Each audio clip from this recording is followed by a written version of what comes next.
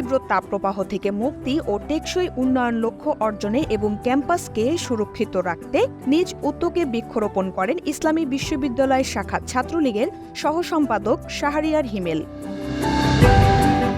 মঙ্গলবার বিকেলে বিশ্ববিদ্যালয়ের মৃত্যুঞ্জয়ী মুজিব মোরালের পাশে এই কর্মসূচি পালন করা হয়। সবুজ শ্যামল বাংলাদেশ গড়তে স্বপ্রণোদিত হয়েই তিনি এই বৃক্ষরোপণ কর্মসূচি পালন করেন।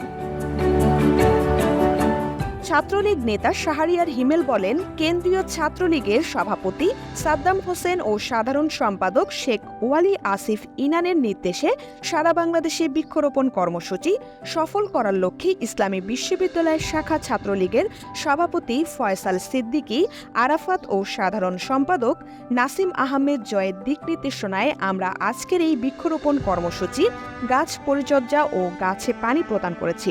আমাদের লক্ষ্য শুধু গাছের চারা রোপণ করা নয়, বরং এগুলোকে কিভাবে সঠিক পরিচর্যার মাধ্যমে বাঁচিয়ে রাখা যায় সেটা নিশ্চিত করাও এই কর্মসূচির অংশ।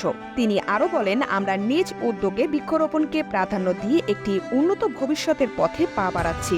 এ সময় তিনি সকলকে এগিয়ে এসে একটি সবুজ শ্যামল বাংলাদেশ গড়ে তোলার আহ্বান জানান।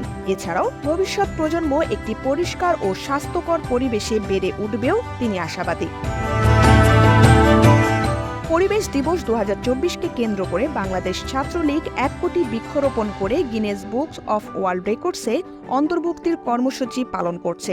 এই কর্মসূচির অংশ হিসেবে বাংলাদেশ ছাত্রলীগ ইসলামী বিশ্ববিদ্যালয় শাখার সহসম্পাদক শাহরিয়ার হিমেল নিজ উদ্যোগে অধিক বৃক্ষরোপণ করার লক্ষ্য নির্ধারণ করেছে। কেন্দ্রীয় ছাত্রলীগের সংগ্রামী সভাপতি সাদ্দাম হোসেন ভাই ও বিপ্লবী সাধারণ সম্পাদক শেখ ওয়ালি আসিফ ইনান ভাই তাদের সারা বাংলাদেশে বৃক্ষরোপণ কর্মসূচি সফল করার লক্ষ্যে ইসলামী বিশ্ববিদ্যালয় শাখা ছাত্রলীগের সভাপতি ফয়সাল সিদ্দিকী আরাফাত ভাই ও সাধারণ সম্পাদক নাসিম আহমেদ জয় ভাইয়ের নির্দেশনায় আমরা আজকের এই কর্মসূচি পালন করি ও গাছ পরিচর্যা এবং গাছে পানি প্রদান করা হয়েছে। এ সময় উপস্থিত ছিলেন ইসলামী বিশ্ববিদ্যালয়ের 22-23 সেশনের শিক্ষাবর্ষের শিক্ষার্থী বাঁধন রিফাত, সাকিব হাসান, সীমান্ত ইসলাম, টিটুল শাওন, আবির হাসান, হৃদয়, মাসুম, জুবায়ের, সাজিদ, আহাদ সহ অন্যান্যরা। ইন্দ্রাণী মুখার্জি, বায়ান্নর আলো।